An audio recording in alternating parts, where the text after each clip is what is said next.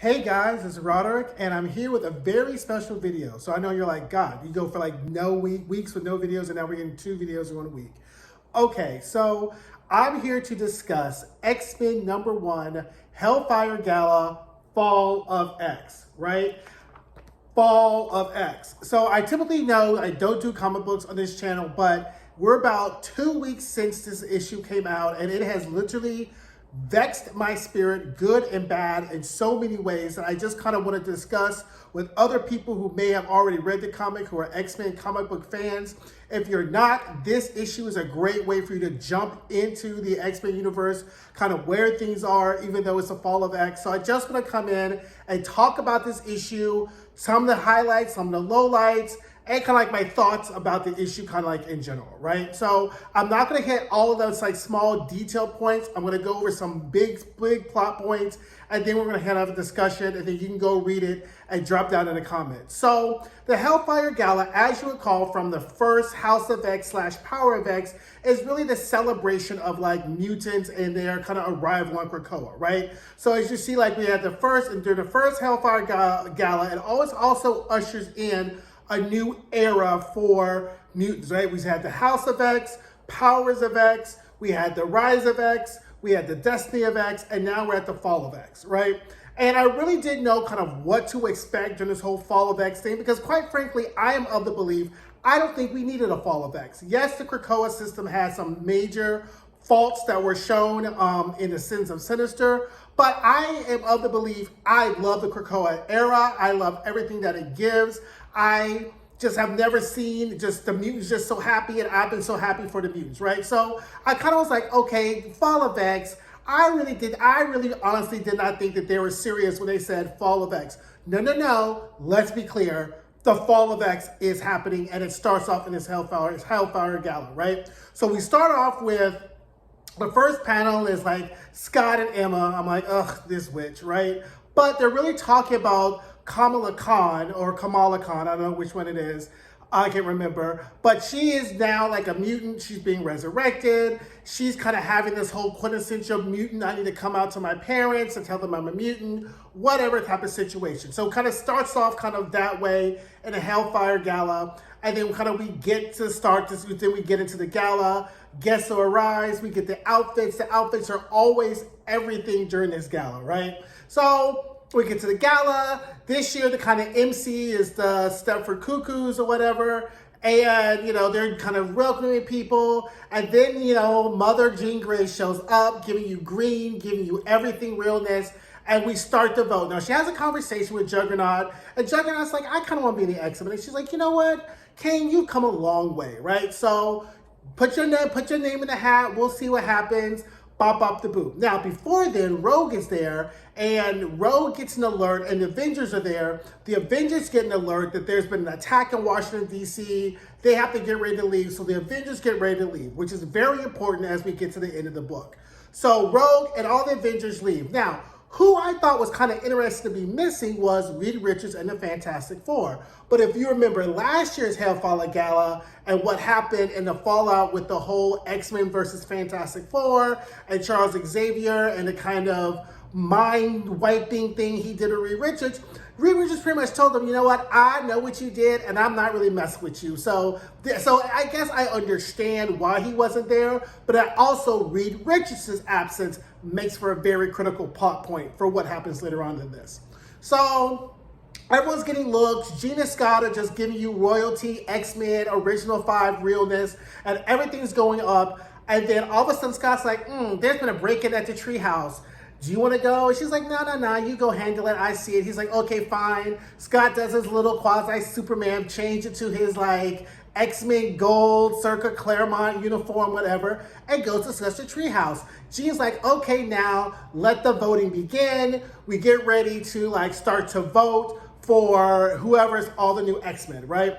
And also now, so then we get the votes are tallied, and we have the new members of the X-Men. I'm not going to run down the members, but it was arguably one of the most diverse X-Men team. You have, you know, I'm not going to try to remember who it was, because quite frankly, at that point, I'm like, oh, this is cute. Ooh, this is cute. Because Scott and Jean announced that they're not going to be on the X-Men team. They're going to take a step back for their marriage, because if you recall, they've been having some little issues about kind of philosophical divides about how the X-Men should be run, what really the philosophy of Krakoa, and how that pertains to the mutant interactions with humans, right? So at this point, they're like, we're going to take a step back, and Sync is going to lead the team. Yay, yay, rah, rah, Sync. We have a little panel, you know, we have Dazzler, Firestar, Jubilee, Juggernaut, Sync, Laura, Weapon X, Fang, whatever they call her now, and then like a couple of more, whatever. That panel. Girl, as soon as we were done with that panel and we flipped the page, here comes Orchis, here comes Nimrod, smashes into the new team, and literally all hell breaks loose, right? So at this point, all hell breaks loose. Jean Grey pretty much is like, She literally absorbs a shockwave. Then all of a sudden, you know, Bobby steps up, and Bobby is notated as Omega 1. So now they're trying to knock off all the Omegas out of the thing. So Bobby's fighting them. Bobby's fighting Nimrod, bop, bop, boop. All of a sudden, he freezes him. He puts like some kind of thermal bomb into Iceman, and Bobby literally melts before our eyes, okay?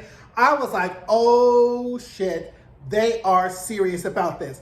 Boom, Bobby's dead. Jean Grey's like, we're not doing this. So she slingshots, okay, Juggernaut into Nimrod, and now everybody's fighting. Now, what happens is that Magic's there, like, get all the humans out, get all the people out. Magic can't teleport. Her powers have been neutralized, okay, by nanotechnology, and we seriously see methodically how Orchis has literally taken out or really planned for this whole big event.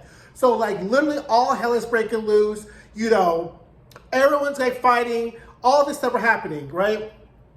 So everything's going on, and I was just like, okay, reading how is this gonna go, and then here comes Sinister and that little robot lady from the future.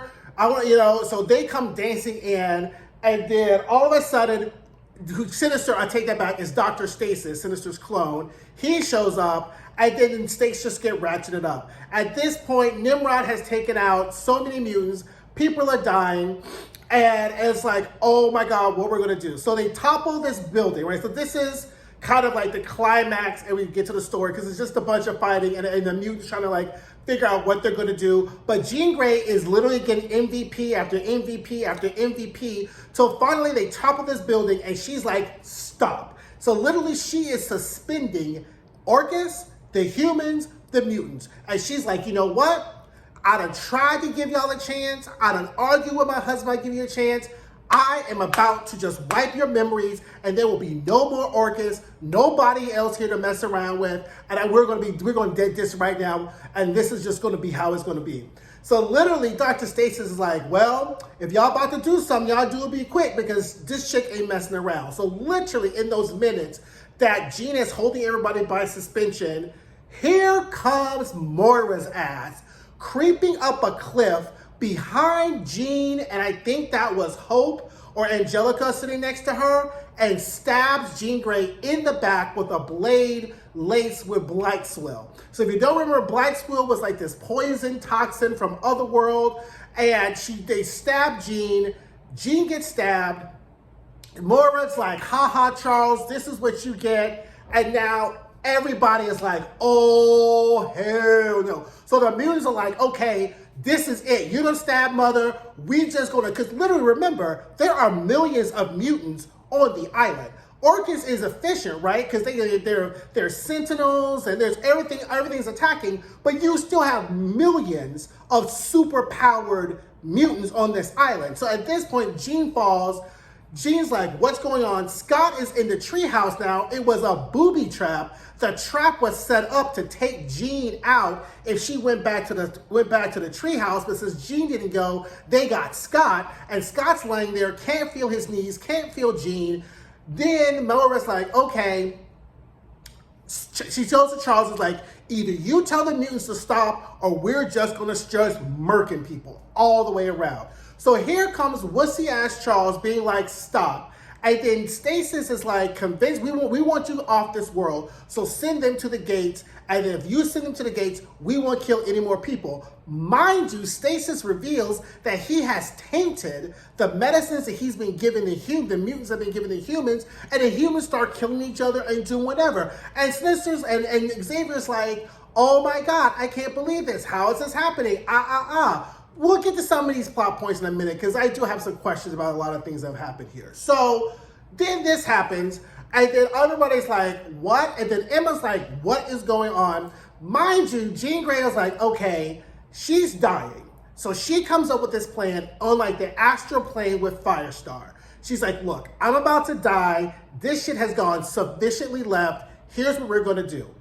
I'm going to change and go into Stasis's mind and make him think that you were really a mole, right? So then you're going to be the inside mole. You need to give us everything you need to know about Stasis. We need to know about the Blythesmith. We need to know about their plans. We need to know everything. You're going to be a mole. And she's like, got it. When did this happen? Jean, like literally on the astral plane, as the life is leaving Jean Grey, she is concocting this plan, going into Stasis's mind, changing his memories. And so then they're like, well, okay, the key was like, okay, well, we're going to need some type of collateral when they want to know, like, who should we turn over? She's like, Beast. Without a hesitation, she's like, turn over Beast, tell him about all his shiesty shit. Everybody's going to believe it because it's all true, right? Then Angelica's, then the gravity of the situation hits Angelica like, oh my God, I'm gonna have to be this mole. And now Jean is dying, and she's like, I don't have enough time to bring anybody else in on this, right? So as Charles is like telepathically commanding every mutant in the world to go through the gates, we start seeing this triangle that says resist, and Jean is like, okay, here's the thing. There's a telepathic backlog against telepathic backstop against telepathic coercion as has been planted to certain mutants. It's called resist.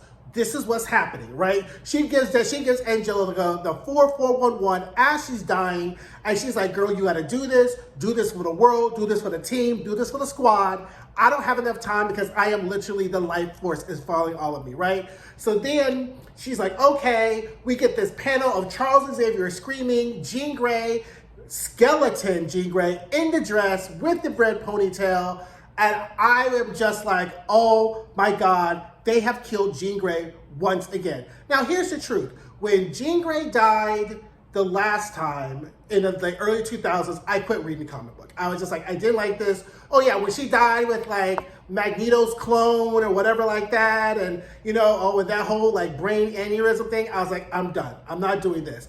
I then was so excited when we had the resurrection of Jean Grey. They brought the original Kid 5 back.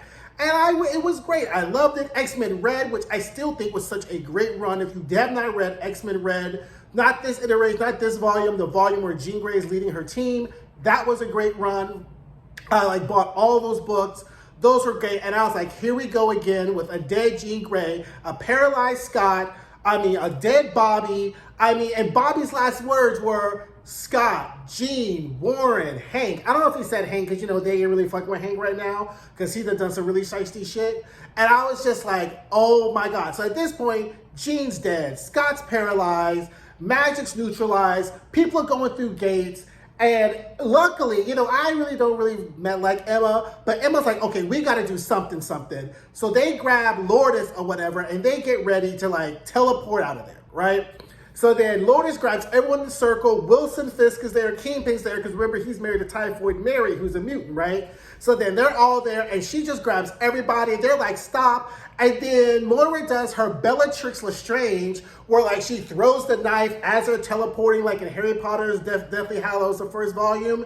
And then, of course, it hits Lourdes. And I was like, wow, y'all just ripped off Harry Potter just like that for that? Anywho, Lourdes is dead, right? So they're in the basement of the tunnels, kind of like the Morlock tunnels where they're gates. Mind you, Kitty is there. You got Wilson Fisk. You got Sync. You got Laura. Just a hodgepodge. But everybody else is still is still going through the gates, and they're resisting. Exodus pushes the 5 through the gates because, of course, we still got to protect the 5, right? At all costs, because this whole shit is for naught. Well, all these bodies adding up, you got to protect the 5. And the thought process is that these gates are leading them to Iraqi,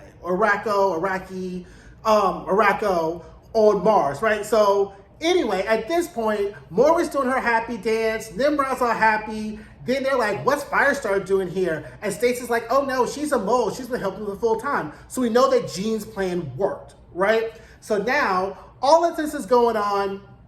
Moira's getting ready. She's like, I still got some Blytheswill on my blade. She's getting ready to kill Charles Xavier. And then he's like, I'm ready. And she's like, good. And then here comes Rogue and just smashes Moira apart. Grabs Charles, and she is off on the ocean. They are making butt speed across the ocean. And then Charles is like, take me back to Krakoa. I can't feel them anymore. I can't feel them. She's like, what are you talking about? She goes, take me back to the ocean. And he's like, I can't sense the mutants anymore. I put them through the grinder. I thought Stasis was telling me the truth, but I can't sense any mutant on the entire planet anymore, right? So she's like, what? There's 250,000 mutants that were just on Krakoa alone. Nevertheless, the other ones that he sent through the whatever. Come to find out, Charles can't sit there, and it leads us to believe that all the mutants who went through the gates during the Hellfire Gala have now been sent off to the grinder, right? Meanwhile, Nimrod and Dr. Stasis reveal that MODOK has been tampering with the gates. So remember Horticulture back in House of X, Powers of X, the old Golden Girls crew who showed up for Krakoa, snatching flowers and being trifling, and they should have killed them then? This is why they should have killed them. Because Orchis went to Horticulture and got all the information about the gates from Horticulture. So that's how Orchis was able to go through the gates. That's how they're able to tamper with the gates and prevent all the mutants from going through the gates. Because back in the tunnels, Emma's like, okay, now that we done got our shits together, I'm about to wipe their memories and we about to get this done. She starts to walk through the gate. She can't get through the gate. No mutants can go through the gate, can get back to Krakoa. Meanwhile, Mother Righteous, which I never kind of understood her character and what she was. She's another like Sinister clone that's like made in the image of like Sinister's wife. She takes the Pacific Island, right? Yeah, I think it's the Pacific Island. She contains the Pacific Island and puts in her lantern, and she disappears, right? So now only the Krakoa Atlantic Island is available. If you remember, Krakoa stretches over both islands. You just got to take a gate to get to the other one, and yada yada, right? So at this point, so that's gone. They can't get back. They can't get back to Krakoa. We don't know what's going on. Scott's been taken. Jean's like, I loved you. He's like, I need you. I'll come back. So Jean's already dead. Scott's been taken by Orchis. Xavier's sitting on the beach crying because now there's theoretically only, besides the ones in the tunnels and the ones they have, we don't know where the mutants are. We don't know where they've been taken. And Xavier's been crying. And at the end, their last panel is Kitty, who's laying against the gate because she's like, haha, now you know how that feels when you try to enter gates, because since Kitty has not been able to use the gates, she leans against the gate and she falls backwards through the gate, right? And she falls backwards through the gate and lands in the Jerusalem embassy, right? So that's where Kitty is at this point. And that's kind of how we end. That was a lot, just me talking about it. It was even more of a lot reading it. Like I said, we're 2 weeks out. So here are my thoughts. And I'm going to make this because I want y'all to read it and post in the comments and tell me what you think. So, as I've said, I didn't really necessarily think that it was necessary to have a fall of X, but this is where we are. There's no reason to read, that the die's been cast, right? So now I'm like, okay, how was like this whole Orchis plan? Like my first issue was how did they get the Blytheswill, right? Because remember, Blytheswill is an Otherworld, and the only gate to Otherworld is the gate that Exodus and Jean used to pull that Iraqi island into Mars, right? So that gate is either still on Krakoa or it's on Araco, right? So I don't know how are they getting to Otherworld to get toxins and drugs if there's only one gate to go there, right? So that was my first issue. The second issue is this plan conveniently works because the Avengers weren't there and the Fantastic Four wasn't there. If they were there, this plan probably wouldn't have worked, and Orchis would have been outed as the evil masterminds behind the whole mutant elimination. So I kind of put that, okay, that's convenient, right? Secondly of all, this plan also works because Jamie Braddock was not there, right? Because remember, Jamie Braddock is another Omega level mutant with reality warping powers. And it was interesting to see that Jamie Braddock, Proteus, nobody was using it. There wasn't like a Hope thing. Like if we saw during like Sins of Sinister, how like Hope was like hopping on people's powers and doing this. Like there wasn't, even though there wasn't a lot of Hope action, there wasn't a lot of, Exodus did some work. Exodus did some work, right? But as you remember during the whole Avengers, X-Men Eternals, like Exodus was like pulling some weight here, and I just didn't see a lot of the heavyweights. Like you had Jimmy Braddock wasn't there, so Vulcan was not there, so you had 9 Omega level mutants. Take that back. Magneto's dead. 8 Omega level mutants. Take that back. Storm wasn't there. Okay, we down to 7. Still 7 Omega level mutants. Quentin Quire wasn't there. Damn, we down to 6. 6 Omega level mutants. Like keep going down the list. Like I counting 6 because Quentin Quire wasn't there, right? So we still have 6. 6 kids still could have made short work of Orchis, right? So it felt like the victory was, Orchis's victory was a little bit too easy and too convenient for the major power display that we've seen. I mean, if you go back to Planet of X, which is one of my favorite comic books during this whole Krakoa series, where they terraform Mars. I mean, they literally, 11 mutants transform Mars into an habitable planet just by pure flexing of their Omega level powers. Great issue. Go get it. Planet of X. I just felt like the victory was a little hollow to me. So anyway, I know this sets us up for the Fall of X, Jean Grey special issue, the Astonishing X-Men issue that's out, X-Men, the Immortal X-Men. So I think it's going to be a very interesting run. I just don't want it to be something that puts us back at the status quo in the pre-Krakoan era, right? Yes, there should be some changes, but I don't want us to go back to Westminster, back to the mansion, back to all this BS, back to people picketing, all this kind of stuff, right? But we have some major, major problems. The human drugs have been laced. And here's my next thing, right? If you remember House of X, Powers of X, right? And when we're talking, and then Moira was discussing the timelines, one of the things that was pointed out during the timelines was the fact that one of the biggest problems was that Sinister could not be trusted, right? So I recall specifically during the time in which Eric and Charles Xavier visited Sinister, that Charles did something in Sinister's mind to prevent him from betraying them. So I don't understand how we got Sins of Sinister, we got all these like trifling clones out here doing, duplicitous things, and I could have sworn that Charles stopped this back at House of X, Powers of X, unless this was a different timeline or I misread the panel. But the consolation I have, which is a small glimmer, is this.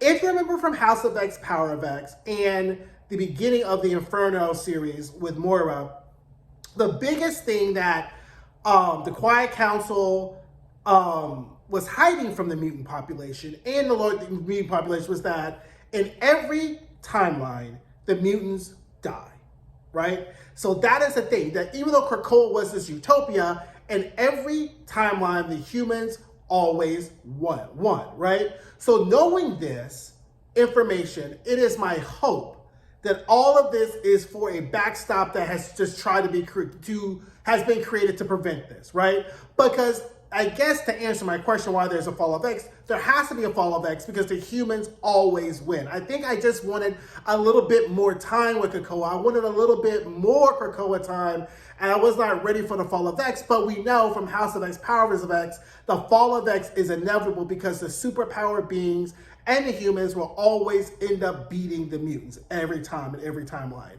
So, Child Mystique that threw herself off a cliff. I don't know if she survived. Where was Destiny at with these premonitions and thoughts, right? We bring you back to life because all of a sudden you're saying that you can stop and you can see and you can do whatever. But all she said was no. Look, she was selfish because when she shows up to the party, she's like, let's go, Mystique. I think something's coming. She don't tell nobody else what's coming. She don't tell nobody else that this is about to happen. She's worried about getting her and Mystique off the island. So you know what? Fuck Destiny too. Because I was like, what's the use of having somebody who can see the future and you didn't see this, right?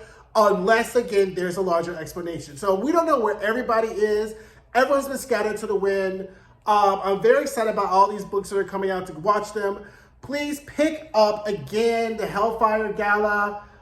Read it. Let me know what your thoughts are. Drop down in the comments. Don't forget to like, subscribe, and share. And as I said in the other video, because of this writer's strike or whatever, the scripted shows are going to be on a drip, drip, drip. I may do a couple of more other reality television shows, but if you have other comics you want me to review, drop them down in there, right? Because, you know, I want to make content, I want to be available, and I'm not going to be going back with these reality TV girls because they will just put you through it all the whole day. So anyway, don't forget to like, subscribe, share. Thank you guys, and have a great rest of your week. Bye.